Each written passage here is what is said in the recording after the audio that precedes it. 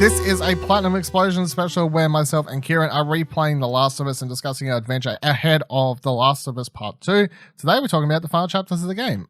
Firefly Lab and then Jackson, the epilogue final chapter. Well, it's not really a chapter, it's just an epilogue. So let's get straight into it. Let's get straight down to business. This is the end of the game. Joel, after being knocked out, wakes up inside of a hospital with a Firefly holding a gun at him. And Marlene's there in front of him. Hey, Marlene, we haven't seen you since the start of the game. Welcome back. Glad to see you're alive and you've made it from fucking whoop whoop to whoop whoop, just like we have. What a great time that's been. Marlene is shocked that they made it. Joel made this whole journey, but is happy for it. Joel, of course, asks about Ellie, and Marlene says that she's fine, but is being prepped for surgery. Marlene then explains the doctors said the cordyceps in her have mutated, making her immune to the disease. So they want to remove them and reverse engineer a cure from there, which seems like pretty, scientific, stock standard stuff. Joel responds by asking how they're going to do that since the cordyceps grow on the brain, to which Marlene confirms the operation will indeed kill Ellie because they have to cut out her brain. And that's a way to start. They pretty much throw this information. You go like Ellie nearly died to taking it on the water to, wow, Ellie's just going to die. Like it's from one end to another. And you're like, well, I thought Marlene was like her mother figure. Whoa, what the hell's going on here? That's fucked up. So then what happens, and I'll stop here in a minute. We'll get the first part of the game open. So Marlene then orders the guard to escort Joel out of the building, even though apparently she got told by her higher-ups to kill him, is what she implies. But which makes the Fireflies really sound quite ruthless. Because they're like, yeah, no, fuck him. Like, he brought us to her, but he's too much a liability to kill him. But she was the one willing to take the risk and just be like, escort him out. Like, let him live. So on the way out, Joel's getting escorted by his guard. He walks past Ellie's bag and no, it's his bag. It is his bag. No, it's his bag. Yeah, it's not Ellie's. Walks past his bag and then he stops for a second, manages to punch the guard out, and then asks him for where Ellie is. And of course, he gets the information and then proceeds just to shoot him straight in the face because Joel takes no prisoners. It's in the gut. Thank you very much. I believe he's dead either way. Let's just he's dead. So then I think this whole bunch of next things here is sort of important, and then also you can miss them, which I think can change your experience with the end of the game somewhat, because as you fight your way through the hospital in an attempt to find Ellie, you fight many fireflies, many armored fireflies, and playing this on hard difficulty I'm sure would be a pain in the ass because nearly all the enemies in here have fucking body armor on, and that would be a giant pain, and they hurt because they all have semi-automatic or automatic weapons, so they all hurt.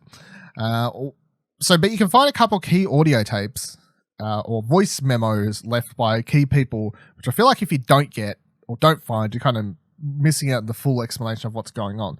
So you can find one, especially if this was when the game was initially released, where we didn't have the Left Behind DLC to fill in some gaps. About Marlene. Yeah, this kind of fills in a lot of stuff about Marlene and the relationship between her and Ellie.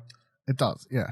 So you can find one from the surgeon who's performing the operation, talking about Ellie being like the next big revelation in human history since the penicillin. Then you can find two audio tapes from Marlene that explain her relationship to Ellie and also her mother, and about how basically the sort of stuff we got told in Left Behind about how she promised to look after her and all this other sort of stuff.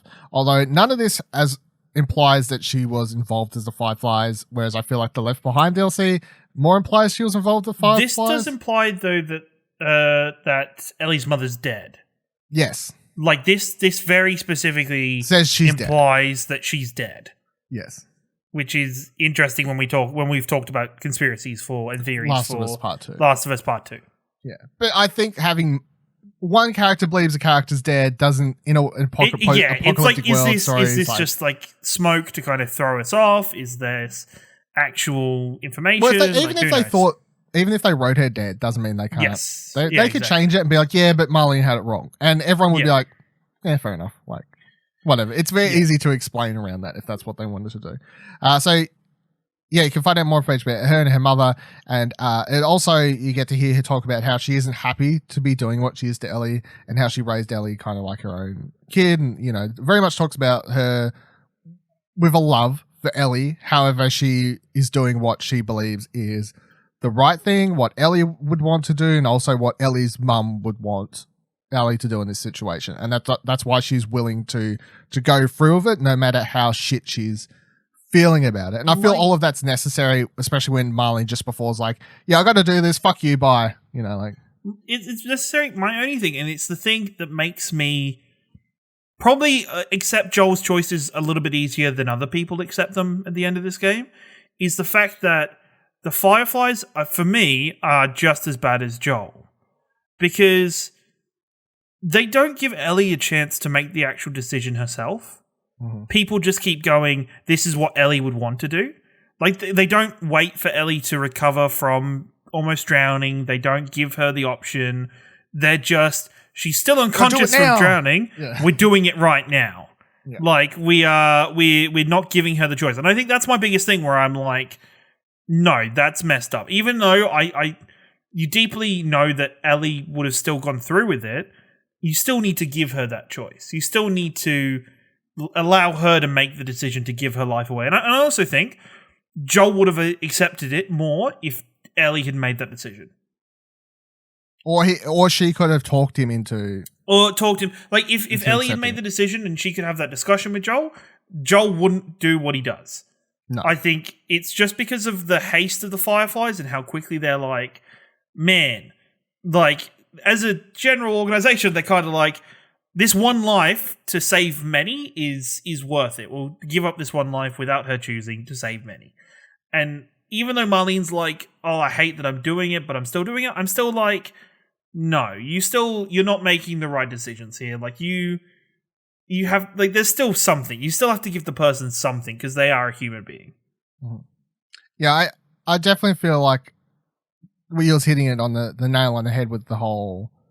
Everyone's just making decisions for her. Ellie has no control of her life in this final chapter at all, and someone makes that decision for her, which is Joel in the end. But even if it wasn't Joel, the Fireflies were making that decision for her. So it is a whole bunch of... And I really hope in a sequel, it would be really good to have a strong narrative about her just kind of fully taking control of her life back, especially if Joel's going to turn up in a sequel and still trying to tell her what to do, and she can be like, listen, dude, fuck off. Like, I'm old enough now. I'm making my own decisions. Get the hell out of here. Yeah, because even Marlene's just like, I've known you for your whole life or whatever, or most of your life, but I'll just presume I know best. you're like, in theory, Marlene should be feeling the same way, if more protective than Joel is. Yeah. But she's so kind of pig-headed and stubborn and so focused on what her goal is to save humanity that she is skipping over some of the most important things to do with her relationship with Ellie. Yeah. And that's lots of really great stories in movies, games, books, what have you. Over the years, you do have really interesting protagonists at times where, they set out with good intentions for something.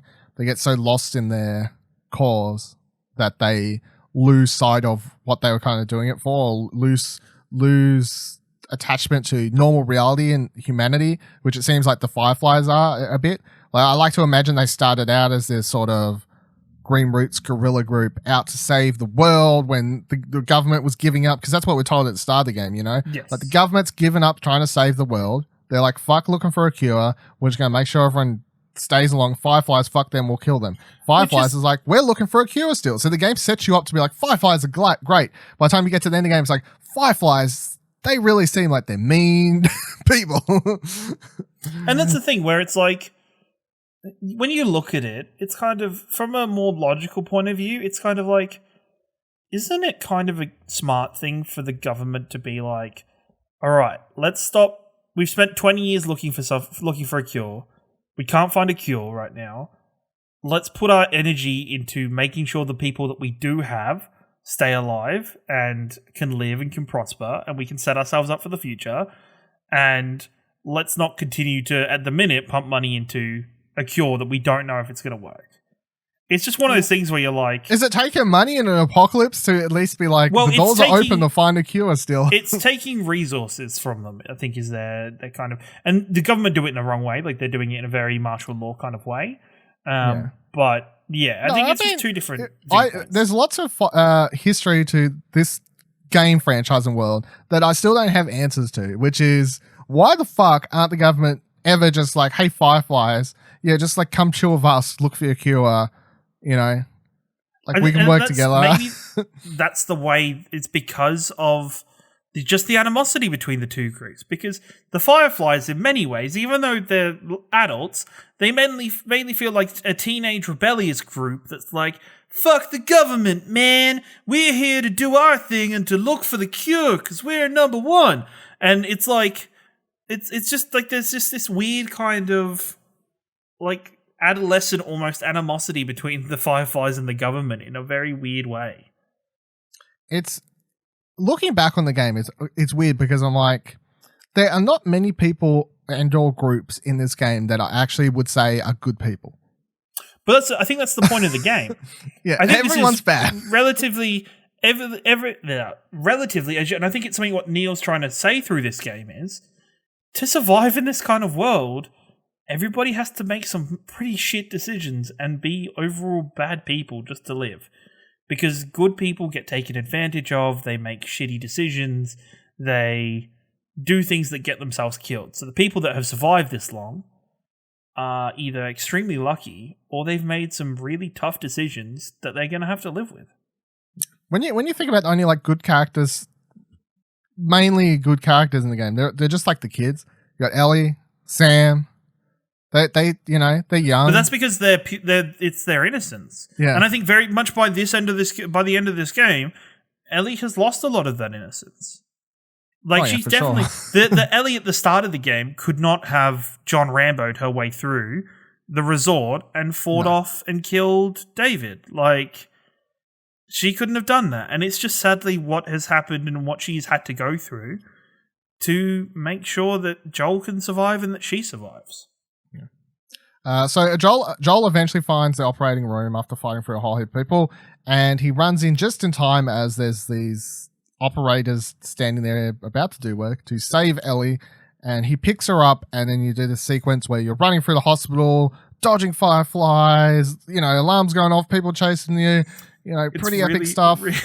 It's really funny. I got lost about halfway through the running away. I ran in the wrong direction. Oh my God. And the AI just kind of awkwardly stands behind you waiting for you to run the right direction. And you're like, oh, yeah, I've really ruined the atmosphere of this section. Okay. Oh, well. Like, I also say, I remember, and it's not a scene people like to discuss because it's pretty messed up in some ways, in the operating room. If you wave. In the operating room, I remember being very confused at what to do in the first time I played this game. Like I was very I remember stood there being like, wait, what do I do? Do I just grab her? Do I? And then it's kind of dawns on you that you can shoot the surgeons and stuff. And it's just but this time I think I was just very quick to action to be like, no, I'm saving Ellie. Like I'm just like, fuck everything. Like I'm just shoot one surgeon. One surgeon goes for a scalpel or a gun or alarm or something. Yeah. You shoot them, and then I walk up to the other one. I just kind of held a gun to him because, I'm playing the game like I'm the director of a movie over here, like pointing the gun, like, you fucking stay there. And then I walk over and grab Ellie's. I literally like reacted as the first one started talking, and I put a bullet in him and a bullet in the second one and left the nurse crying. And I was like, no fucking remorse. I am Joel. I was about to say, you are Joel. I'm like, I am Joel in this situation. Like, I'm here to save this little girl, and we're gonna get out of here. Like, really, I'm playing Joel wrong because you're probably right. He probably would just shoot all of them. Yeah, like that's the thing where I'm like, even if you don't like it, it's like that's what this character has been kind of explained to us as. This is what this character is for this franchise, and it's you've kind of anybody who says Joel is a good guy is lying to themselves. Joel is a survivor.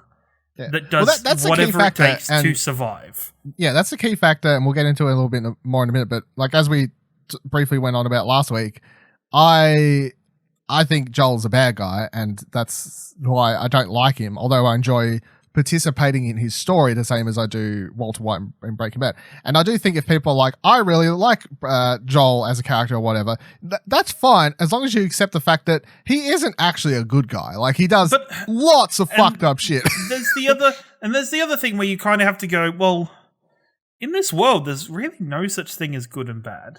Ellie's good. There's just I don't think Ellie's good. What? Not in terms of what we believe is quote unquote good. Like the amount of people she's killed. Yeah, she's killed so many people. Yeah, but none like Joel. She never did anyone that she doesn't take anything she doesn't do anything over the top, but she still kills people. Everyone she kills is in self-defense, as far as I'm concerned. Like she only ever kills people who are in her way, like with a gun pointed at her. She doesn't kill anyone she doesn't do a Joel where it's like, hey, I got information out of you and I could let you go and, I'll just do a war crime. No, but that's the thing where you're like, you're just going to... But that's the thing where Joel has lived life experiences where Joel has, these situations where you do leave somebody alive and it comes back to bite you in the ass later and Probably. You're like, but never again. It's still never again am I doing that. It says something about someone, I think, especially when you're writing fiction. Well, if you write fiction and you make a character do that, you're saying something. If we're gonna look to the future of the game a little bit and what we know from the trailers of The Last of Us Part 2, Ellie's in the very similar position as Joel is. Very much those trailers tease like she's turned into Joel, or like a equivalent badass killing machine, I'm going to kill every single last one of them, Yeah, exactly. So that's. But I played the game. I don't know if that's just playing with my expectations. Maybe she has the back and forth. Maybe the story of it is going to be back and forth. Is she good? Is she? What did she do? But, yeah, they haven't really said that much about what the hell that game is. No, exactly. Unless you want to go look at the leaks, which don't do it. Don't do it. So you eventually get in this elevator. You head down to the parking garage where he's met there by Marlene. Marlene asks him to do the right thing, asks what he think Ellie would do too, and points out how he knows exactly how she would feel about what Joel's doing in this situation. Joel then does a sneaky and just shoots Marlene directly in the stomach with a gun hidden below Ellie's body, concealed pistol.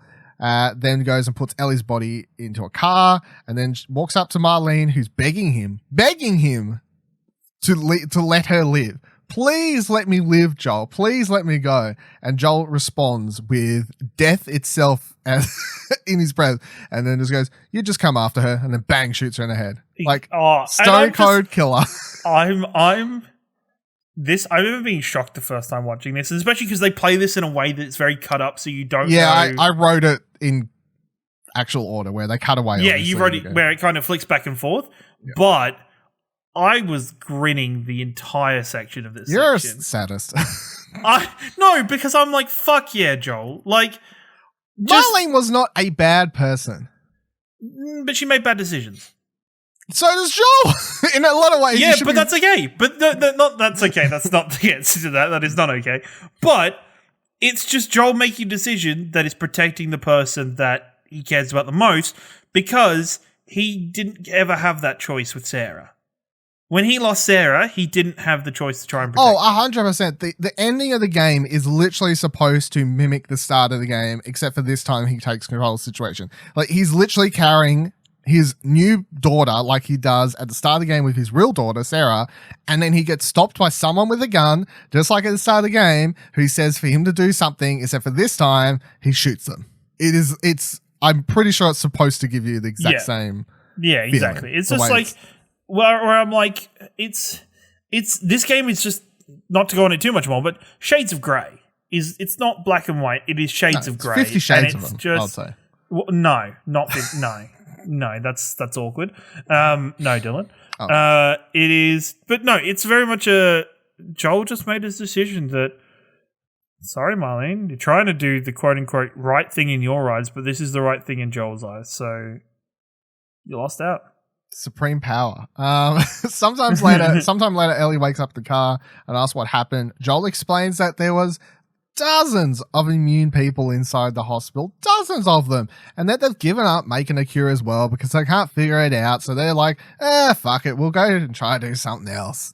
And then we cut to sometime later, I would presume potentially weeks at this point, or like at least a week. It's been a decent amount of time because decent amount of time. Considering it's probably taken a couple months for them to go from Jacksonville to I was Salt Lake walking. City. I guess if in the car, they potentially cut it down to a couple weeks, maybe. I don't know. No, but then also they've got to maybe they haven't rushed the entire time. Maybe they've kind of taken their time a bit more. Kind of. Also, don't know American geography well enough to Yes, exactly. 100%. put together how this all works. Yeah. Either way, they're arriving at Tommy's settlement and they come to a blocked off section, so they got to get out of the car and walk the rest of the way on foot. Joel, as they're walking through this bush section, Joel begins to explain to Ellie that Sarah would have really liked her and they've been good friends. Ellie responds by saying she would have liked that.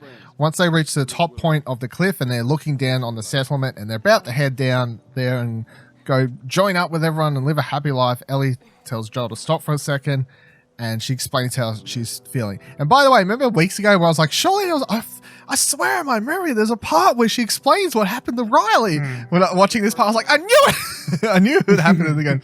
But so then she mentions how Riley died, who was her first person to die amongst this. Tess died and then Sam died. She's very much explaining pretty much the definition of survivor's guilt, in which that all of these people around her keep dying, but she's unable to apparently die because she's immune and she can't do anything to save the people that she loves either. All right, come on. Hey, wait.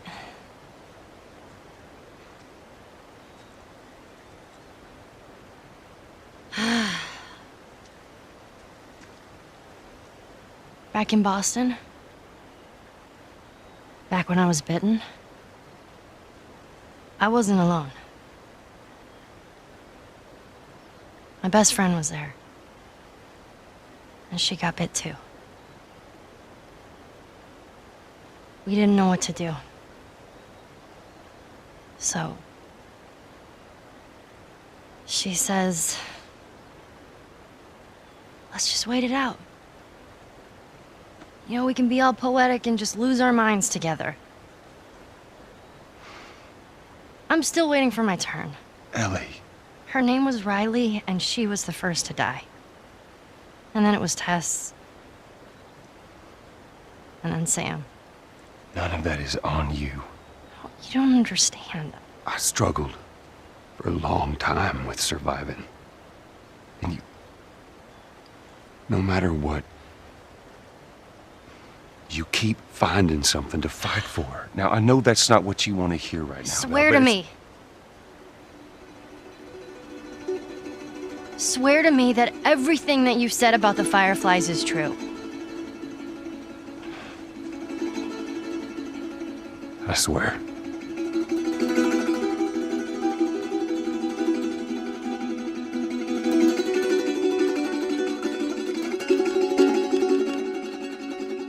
Okay. Oh, it's this is some of the most powerful kind of cinematic in gaming, just in general. Just that look, that giving Joel the time to look at her, and you can tell he's really looking at her and saying, I swear. And sitting there, and even though I am very much, and you all can tell by our discussion, I'm very much fan club Joel. Like, I'm very much like, I'm very much like on Joel's side of this. I still was like, I was like, okay, Joel, if you want to go with this lie of them being okay, sure, and you want to swear it to her, I guess. But the thing is, also it connects up to Joel's kind of viewpoint and everything for for what we know of Joel so far, that he's willing to do anything to protect the people that he loves and make sure they survive. And you could tell he's just worried about what she would do if she knew the truth. And I don't say that's a good enough excuse. It's not a good enough reason to do that. It's not, but that is his flawed thought process for this. that he's saving Ellie by doing this. Look, yes, I know why he's doing it. I don't agree with it at all. And I mean, you can get into the whole. I think there's several parts to the discussion, and we're not going to spend ages on it today because these segments aren't supposed to be that long. But like, you can boil it down to: would you do a similar thing if it was your loved one at the hospital? And honestly, I can't answer that question. I have no idea what I would do if I was in Joel's sort of scenario there.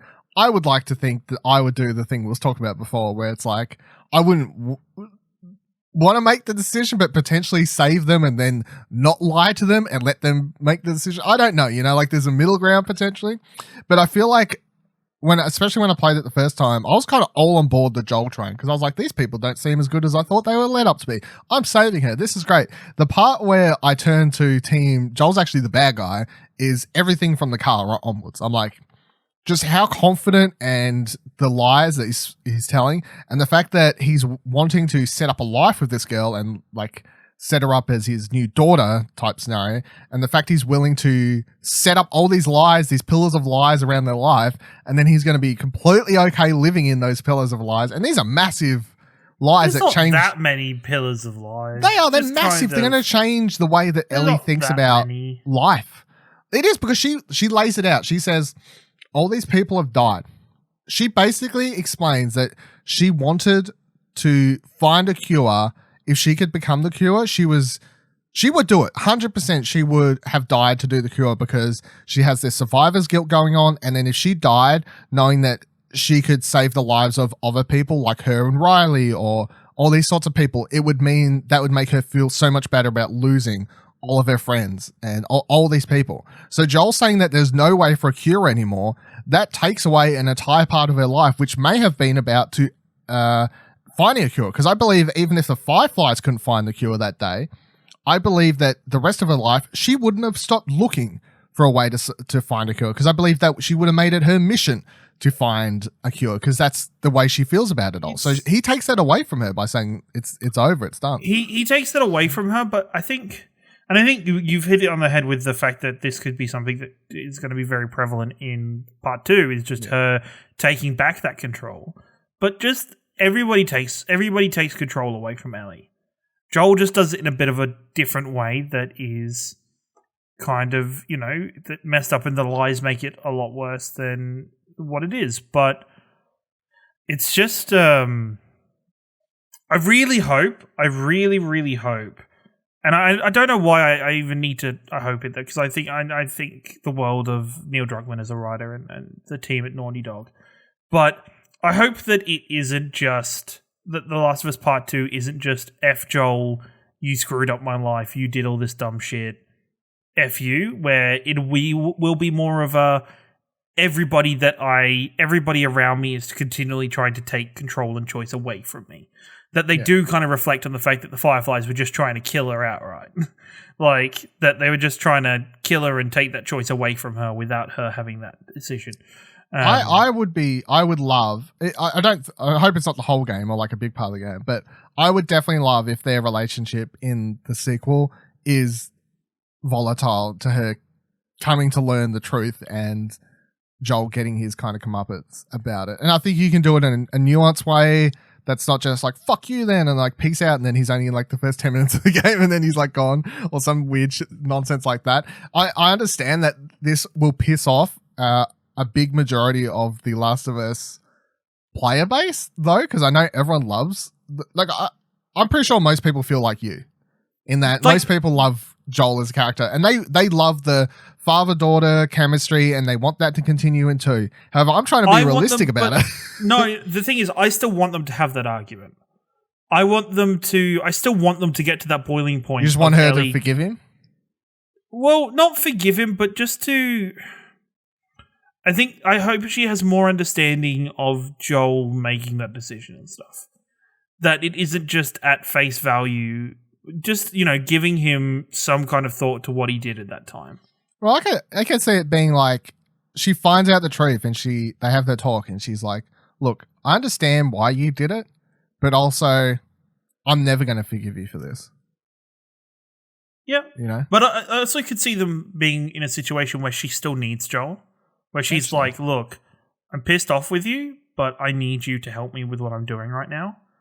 And I hope that gives them the opportunity to talk more and discuss and kind of let everything out and have like a decent, like, not rebuilding it to back up to what it was, their relationship, but still not completely ruining and closing out that relationship completely. There's definitely lots of routes they could take, Joel and Ellie's relationship in the sequel, though. And luckily, we now have a new release date from a couple of weeks ago, of course, so we can actually look forward to finding out what that is this time. Because when the game got delayed, I was worried we'd be recording the final part and be like, look forward to finding out soon. But now at least I can be like, look forward to finding out in, not June next 19th. week, not 2 weeks when it was originally supposed to be, but a month after this, basically, yeah. That kind of thing, yeah. Any other closing thoughts on the game as a whole, just before we wrap up?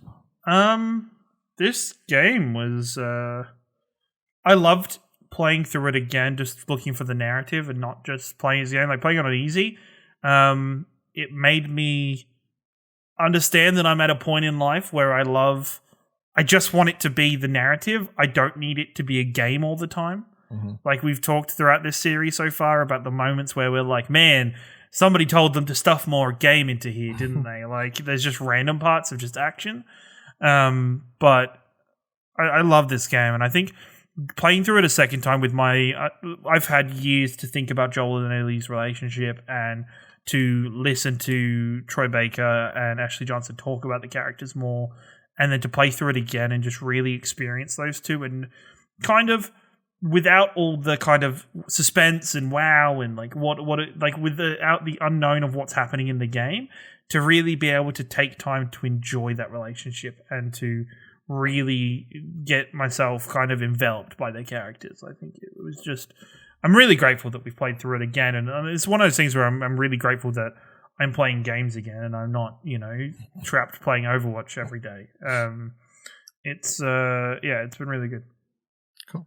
Yeah, I really enjoyed it. It's not often I replay games, so and the only way you'll get me to replay anything is basically if we do stuff like this on podcasts or for the website. So, yeah, everybody, it's been fun playing it, and I'm really more excited about playing the second one. Not to say I wasn't excited, but obviously it's replaying going to be a lot this fresher.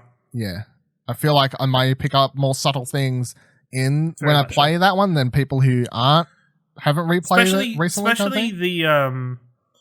Especially like, the stuff that my brain had just sifted out or forgotten from playing this game. Like just the overall experience, I'm just going to be a lot more understanding of and better about in general. So I'm excited, and I hope everybody who's listened and has played along with us and got to experience it with us, because it's been really good. Cool. So that'll do it for the last segment of us discussing this. There'll be one more bonus Last of Us discussion bonus bit on next week's episode of Platinum Explosion. They'll go up separately, of course, once again, where myself and Buddy Watson will be just talking about the game's multiplayer, because he's a massive fan of that, and also I kind of want to discuss the very small story they tack onto that and what I would like to see them do to make it more interesting, because this whole segment for the last 7 weeks has been about the story, so let's just make the multiplayer about the story as well. Fuck it. Let's do that.